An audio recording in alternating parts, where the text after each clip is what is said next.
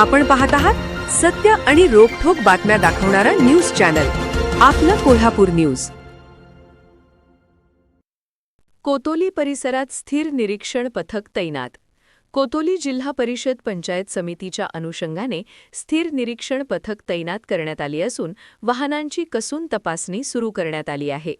पन्हाळा तालुक्यातील कोतोली जिल्हा परिषद व पंचायत समिती निवडणुकीच्या अनुषंगाने स्थिर निरीक्षण पथक तैनात करण्यात आले असून यामध्ये संबंधित रस्त्यावरून ये-जा करणाऱ्या वाहनांची तपासणी सुरू झाली आहे। यामुळे आता विदेशी दारू अथवा आवाढव्य रोख रक्कम घेऊन जाणाऱ्यांच्यावर कारवाई होणार आहे। संपूर्ण जिल्ह्यात निवडणुकीचा कार्यक्रम सुरू असून पन्हाळा तहसील कार्यालयाकडून अनेक ठिकाणी स्थिर निरीक्षण पथक स्थापन करण्यात आले आहे। यामध्ये कोतोली परिसरातील शेलारवाडी या ठिकाणी वाहनांची कसून तपासणी सुरू असून या टीममध्ये पन्हाळा पोलीस ठाण्याचे अजिंक्य जाधव, पन्हाळा पंचायत समिती बांधकाम विभागाचे वैष्णव टिप्पू गडे, प्रमोद जाधव, सौरभ कांबळे कार्यरत आहे। आपलं कोल्हापूर न्यूज चॅनलला लाईक करा, शेअर करा आणि सबस्क्राईब करा।